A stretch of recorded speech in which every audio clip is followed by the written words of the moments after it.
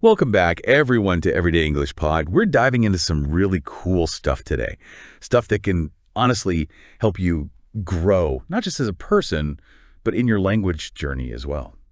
It's funny how these different areas kind of all blend together. Right. Like when we talk about having a good morning routine, it's not just about, checking off a to-do list before you even really wake up. It's more about like how our sources tie that structure in the morning to your ability to just handle your day, handle everything the day throws at you, be more intentional, less reactive. Yeah, let's break down this morning routine idea a bit more. I mean, it might seem simple on the surface, but what we're seeing in these sources is that it's way more powerful than that. Definitely. It's like you're actively choosing how you start instead of just letting the day happen to you. And that one source, I think it was that article on time management, talked about how that shift can really reduce those feelings of, being rushed or overwhelmed all day long. It makes total sense when you think about it. You're setting the tone. You're setting your own agenda before everything else demands your attention. Exactly. And what really hit me was this idea of cognitive bandwidth. The research on this is fascinating. You see, by getting those routine tasks out of the way, you're actually freeing up mental energy. Oh, interesting. It's not just about what you do in the morning. It's also about what you don't have to think about, You don't have to decide. And that can be just as valuable. I like that. So that mental energy that's been freed up. Well, you can use that for bigger stuff later in the day, the complex stuff. Yeah. That's where it really makes you more productive. It's not just about doing more. It's about being smarter with your mental resources. Right. Exactly. And there was that point about mental clarity. Right. Like, that was a good one. when you create that predictable, almost like calm space in the morning, you're minimizing distractions. You're really focusing on what's important. And that can lead to, clearer thinking throughout the whole day, not just the morning. And if we zoom out a bit and look at well-being as a whole, that sense of control, less mental clutter, that can actually help protect you against stress later on. Oh, I see what you mean. You've already dedicated time to what matters to you. And that can really contribute to a feeling of calm, like I'm ready for whatever comes next. And that feeling, that's crucial for managing your emotions throughout the day. Right. And what about energy?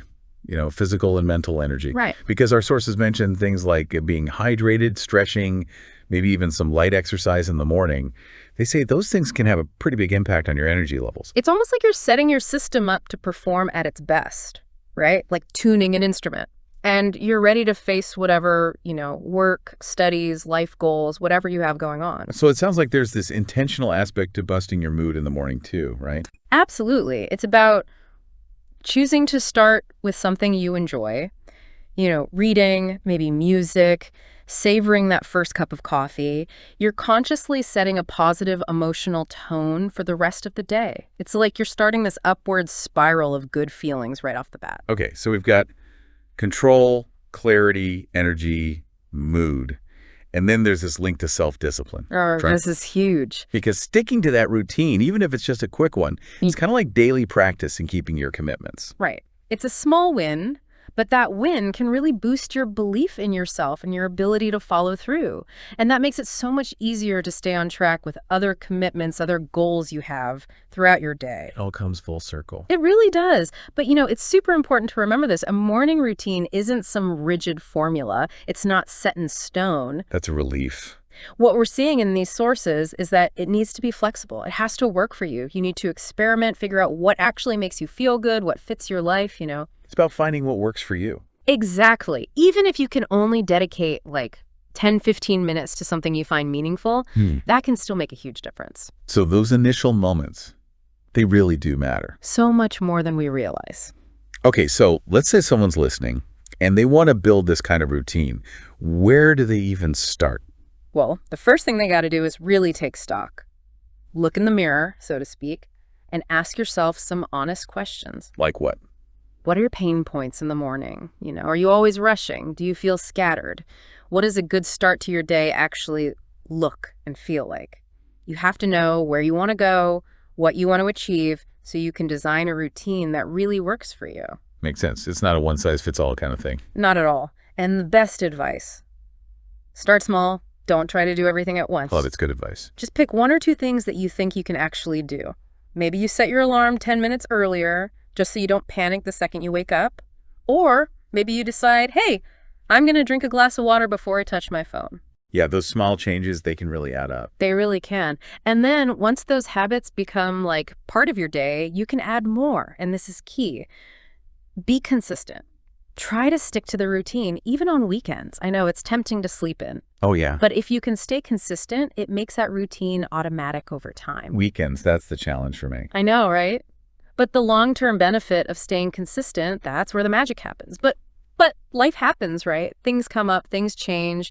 Our sources really emphasize flexibility too. Oh, good point. If one morning doesn't go exactly as planned, don't stress. Don't let it derail your whole day. Just roll with it. Exactly. Adjust as needed and get back on track the next day. It's about progress, not perfection, you know? And preparation plays a big part too, doesn't it? Oh, absolutely. If you can take a few minutes the night before, like lay out your clothes, maybe prep your breakfast, even just jot down your top priorities for the next day, it can make a huge difference. Yeah, it's like you're setting yourself up for success before the day even starts. Exactly. It gets rid of that decision fatigue, you know? You have more time and mental energy in the morning for the things that matter. I like that. And I think it's worth repeating. Yeah. You got to align your routine with your values. It's got to be personal. Right? Like if your health is a priority, maybe you include some movement or eat a healthy breakfast. If you're all about personal growth, maybe you spend some time reading or learning something new. Totally.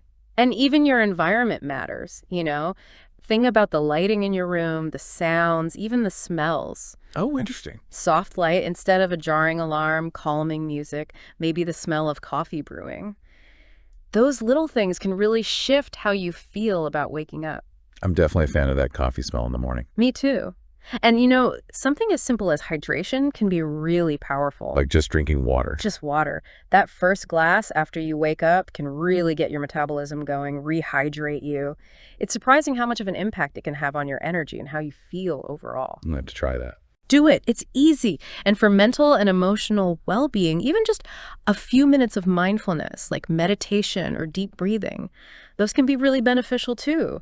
You're starting the day with a sense of calm rather than jumping straight into the chaos. Oh, that reminds me, music. Music can be such a powerful tool. Oh, tell me about it. Making a playlist for your morning that can really help you feel energized, set a good mood. Music can really influence your emotions. Totally. And you know, if you find yourself always rushing, even with a routine, maybe try tracking how you're spending your time just for a few days, you know, see where your time is actually going. Oh, good idea. Like a little time audit. Yeah.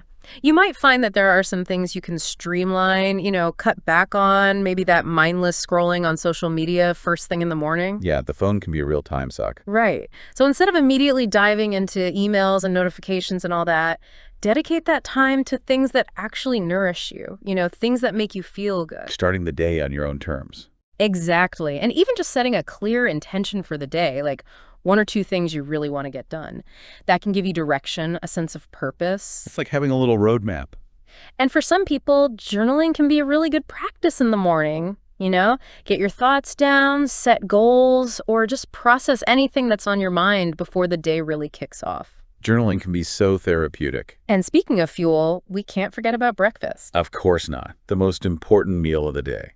Seriously, though, giving your body and your brain that nutritious meal first thing, that sets you up with sustained energy. It supports how your brain functions all day long. And some form of physical activity, even just a quick walk or some stretching. That can be huge. Boosts your energy, clears your head. And you know what? This ties in perfectly with language learning. Oh, tell me more. Think about it. Sure. Your morning routine, that can be prime time for language practice. Your mind is fresh. It's ready to absorb new things. It's a great time to listen to podcasts, read in English, maybe even review some vocabulary. Absolutely. And don't underestimate gratitude.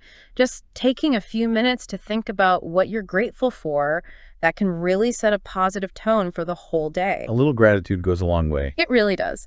And finally, to wrap things up, just a quick review of your schedule and your priorities for the day. Okay, I like that. Helps you feel organized, prepared, less likely to feel overwhelmed. Okay, so we've talked about setting up a good morning routine.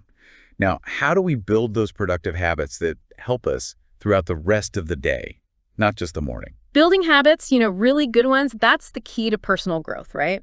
It's about consciously aligning your actions every day with what really matters to you, what you want to achieve long term.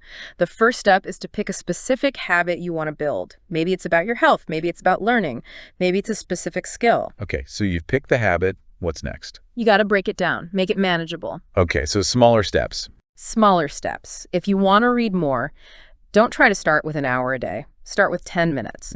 Small steps, consistently. That's how you actually change your behavior. Consistency is key. It's everything. It's easy to feel motivated at the beginning, but keeping that habit going, that's where it gets tough. So how do we stay on track? Track your progress. You can use a journal, an app, or just make a mental note. It helps you stay accountable, reminds you of your commitment. Oh, and this is important. Yeah? Celebrate those wins along the way. Yes. Every time you stick to your habit, even if it's just a small win, take a moment to acknowledge it. Celebrate yourself. Yeah. It sounds cheesy, but that positive reinforcement can really keep you going. And maybe even a little reward. Rewards are good. Yeah. Nothing crazy, just something to acknowledge your effort. Maybe after a week or a month of sticking to the habit, it helps you build a positive association with that new habit. That concept of habit stacking, I found that really interesting. Yeah, that's a good one. It's like you're attaching a new habit to an old one. You got it. Like you want to start stretching every day. Do it right after you brush your teeth. You're already doing that, so why not add the stretching? That's a clever way to make it automatic. Totally. And if you can, try to do your most important new habit earlier in the day. Why is that? Your willpower is usually strongest then. Yeah. So you're more likely to actually do it. Makes sense. And let's be real, we all slip up sometimes. Right. It's normal. The important thing is to get back on track as soon as you can. Don't let a little slip up derail the whole thing. Yeah, it's not about being perfect. It's about progress. Yeah. And speaking of goals, when you're setting goals for your habits, make them clear, specific, and achievable. Oh, good point. Don't just say, I want to eat healthier. Say, I'm going to eat vegetables with dinner 3 times this week. Specific, measurable, doable. I like that. Vague goals make it so hard to stay focused and actually see if you're making progress. Exactly. And when you're setting those goals, make sure they fit your life, They should align with your values, feel like something you actually want to do, not just another thing on your to-do list. Yeah, it's got to feel meaningful. Absolutely. And what can really help? Scheduling. Put it on your calendar like any other appointment. Oh, that's a good idea. It makes it real, Less likely to just forget about it. And if you find yourself losing motivation, try visualizing. Visualizing. Picture how you'll feel when you achieve that goal. It can really boost your motivation, but be patient. Building habits, it takes time. It doesn't happen overnight. Focus on those small, consistent efforts. Trust the process. Patience is a virtue. It really is. And remember, everyone's journey is different. Don't compare yourself to others. Celebrate your own progress. Celebrate the small steps. And your environment matters too. Surround yourself with people who support you, people who are also working towards their goals. It helps. Yeah, like a little support team. Exactly. Share your goals with your friends, family, whoever. It can give you extra accountability and motivation. And don't be afraid to find communities, online groups, people who are working on the same stuff. You can learn from each other. Oh, definitely. And look to people who have already built the habits you want. Role models, mentors, their experiences can guide you, inspire you. Great advice. And as you keep building those habits, make sure you take some time to reflect. Check in with yourself, maybe once a month. Good idea. See what's working, what's not. Make any changes you need to. Reflection is key for growth. And remember, building habits, it's an ongoing process. It's a journey. You can always refine, you can always improve. Always learning. Yeah. So we strive for consistency, right? But life's full of change. How do we learn to embrace those changes when they come along? You hit the nail on the head. Change is part of life, right? It's going to happen. Whether it's your job, relationships, learning new things, anything. Our ability to adapt to those changes, that's what helps us grow. Okay, so how do we do that? First thing, try to see change differently. Not as a threat, not as something bad, but as an opportunity. Oh, I like that. It's a chance to try new things, to learn new things. Reframing it.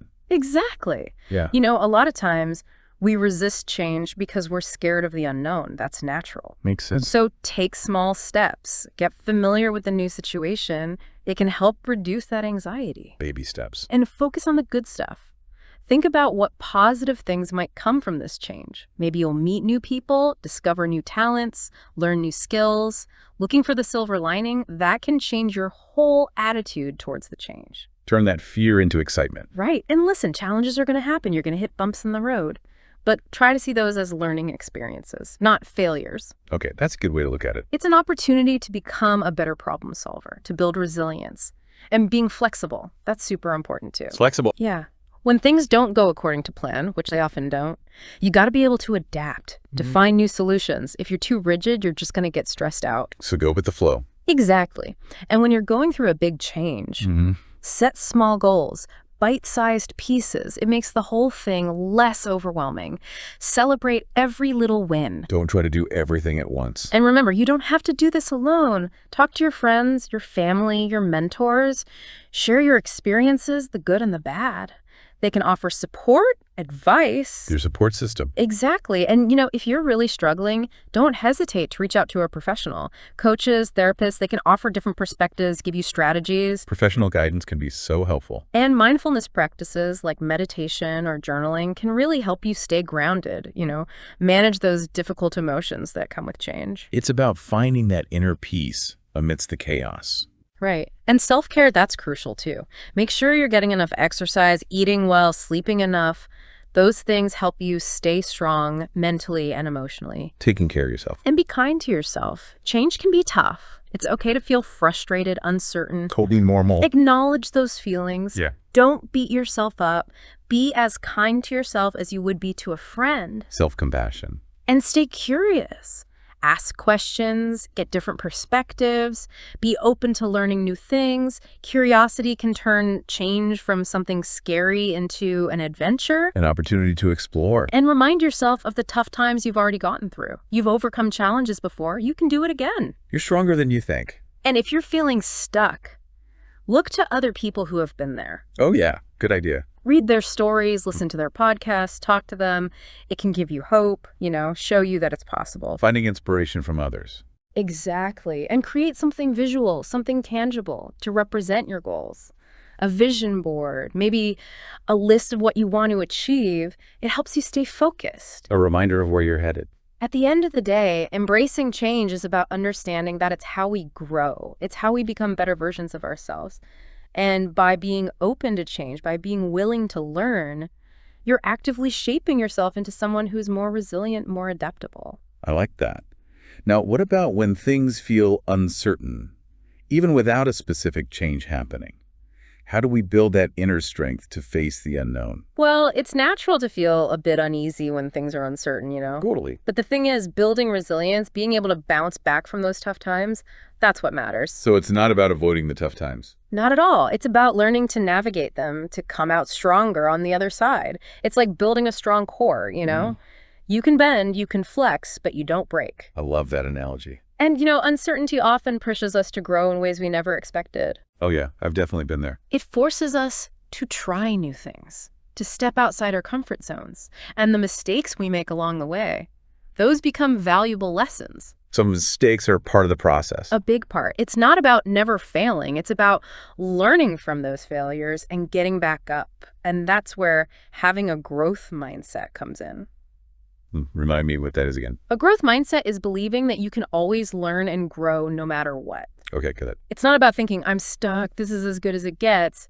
It's about believing that you can always improve, you can always get better. So it's about potential. Exactly. And when you have that mindset, you're more likely to focus on what you can control, even when a lot of things feel out of your control. It's about finding that sense of agency. And being able to manage your emotions. That's huge, too. Emotional regulation. You got to learn how to handle those big feelings, especially when things are stressful or uncertain. Because if you just react without thinking, it can make things worse. So how do we get better at that? Mindfulness practices, things like focusing on your breath, being really present in the moment, those can help. It's like taking a step back, observing your thoughts and feelings without judgment. Exactly. And remember, you don't have to go through this alone. Oh, right. Your support system. Talk to your people, your friends, your family, even a therapist.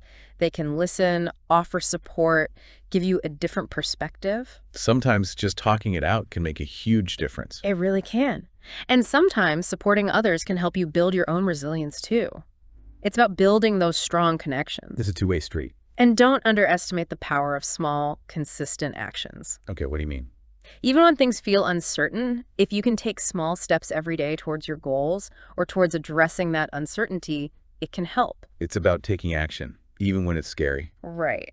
And you're going to mess up sometimes, you're going to fail, and that's okay. Failure is part of the journey. It's how we learn. See failure as feedback, as an opportunity to adjust your course. Not the end of the world. And be patient. The answers don't always come right away. Sometimes it takes time. Accepting that unpredictability, that's part of resilience too. But never lose sight of your values, your goals. Patience, persistence, and a clear sense of direction. And, self-compassion. Be kind to yourself. Treat yourself with the same understanding you would offer a friend. It's okay to not have all the answers. It's okay to not be okay sometimes. Exactly. And this might sound like a bit of a jump, but lifelong learning is a huge part of building resilience too. Oh, interesting. How so? When you're always learning, always curious, you become more adaptable. You're better equipped to handle whatever life throws at you. Makes sense. It's like you're constantly expanding your toolbox. Exactly. And the best part, learning can be anything. Taking classes, pursuing hobbies, traveling, having interesting conversations, even listening to podcasts like this one. Hey, that's us. And it's not just about acquiring knowledge, it's about using it. Learning new things often sparks creativity, which can be so valuable when you're facing a challenge. I like that. It's about thinking outside the box. And lifelong learning can boost your confidence too. Every time you learn something new, it reinforces your belief in yourself and your ability to learn and grow. It's like, hey, I did that. I can do this too. Exactly. And it changes how you view failure. You start to see setbacks as opportunities to learn, not as reasons to quit. That growth mindset again. Lifelong learning pushes us out of our comfort zones, which is where real growth happens. The more you face the unfamiliar, the better you become at handling uncertainty. It's like building those resilience muscles. And you know what? Learning together, sharing what you've learned with others, that can bring you closer. It gives you different perspectives. It's a shared journey. Lifelong learning helps you adapt to change, which is crucial in today's world. Things are changing so fast, you got to be able to keep up. Stay flexible. And the more you learn, the more you can contribute to the world. You bring your own unique knowledge and skills to the table. You become a more valuable member of your community. Exactly. So never stop learning. Now, shifting gears a bit, let's talk about something that underpins almost everything we've discussed today. Communication. Communication is key. It really is. It affects every part of our lives. Relationships, work, everything.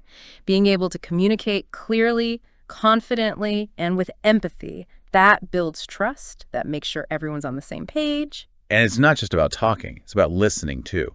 Really listening. Well, active listening is so important. When you really listen to what someone's saying, you're showing them respect, you're building a connection, and you're gaining a deeper understanding of their point of view. It's about truly engaging with the other person. And of course, you need to be clear in your own communication too. Right. Say what you mean in a way that's easy to understand. Choose your words carefully. Think about who you're talking to. It's about being intentional with your words. And your tone of voice matters too. Your tone conveys your emotions, your intentions, sometimes even more than your words do. Be respectful, be positive. It makes a difference. Tone can completely change the meaning of a message. Absolutely. And don't forget about body language. Oh, right. All those nonverbal cues. Your facial expressions, your eye contact, all of that. Those things can either reinforce what you're saying or they can contradict it. It's about being aware of how you're presenting yourself. And in a work environment, good communication is crucial for teamwork. It makes sure everyone knows what they're doing, that everyone's working towards the same goals, and if there are problems, they can be addressed quickly and effectively. It keeps everything running smoothly. And, good communication can help resolve conflicts, too. Oh, yeah, good point. When you create a space where everyone feels safe to share their opinions, to be heard, it's easier to find solutions that work for everyone. It's about finding common ground. Exactly. And empathy, that's a big one. Empathy. Trying to understand how the other person is feeling, putting yourself in their shoes. That can strengthen relationships and build deeper connections. It's about seeing things from their perspective. And, building rapport can help too. Finding common ground, engaging in small talk, those things can create a more comfortable environment for communication. Breaking the ice. Exactly. And sometimes the best communication is silence. Silence. Giving people space to think, to process information, that can be really valuable too. It's not always about filling the silence. Sometimes it's about letting things breathe. Right. And you know how you communicate with different people in different situations, that's going to change. Oh, for sure. You wouldn't talk to your boss the same way you talk to your best friend, right? Definitely not. And in today's world, being sensitive to different cultures is so important. Cultural sensitivity. Different cultures have different ways of communicating. Being aware of those differences can prevent misunderstandings and create a more inclusive environment. Respecting those differences is so important. And let's not forget about technology. Oh yeah, email, texting, video calls, all of that. It's how we communicate now. But you still have to be thoughtful, clear, and professional, especially in written communication. Because you don't have those nonverbal cues to help you out. Right, so proofread your emails, make sure your messages are clear and to the point. It can save a lot of headaches. Good advice. And the bottom line is, good communication is a skill that you can always improve on. Absolutely. Get feedback, practice different techniques. The more you work on it, the more confident and effective you'll become. Communication is a lifelong journey. It is. Now let's zoom in on language learning specifically. Why is consistency so important for success? Consistency is key in pretty much everything, right? It really is. And language learning is no different. If you want to master a new language, you got to engage with it regularly. Even small amounts of time each day can add up. So it's about building that habit. Exactly. The more you're exposed to the language through reading, listening, speaking, or studying, the better you'll understand it. It'll start to feel more natural. It becomes less foreign. And as you practice consistently, your confidence will grow. You'll start to feel more comfortable speaking, even if you make mistakes. Which we all do, by the way. Oh yeah, mistakes are part of the process. And consistent practice helps you see those mistakes not as failures, but as opportunities to learn.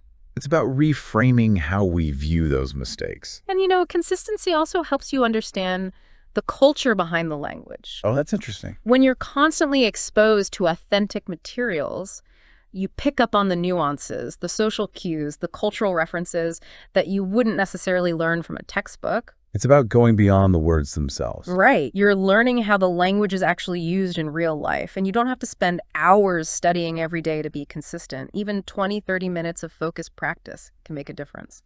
It's about making it a habit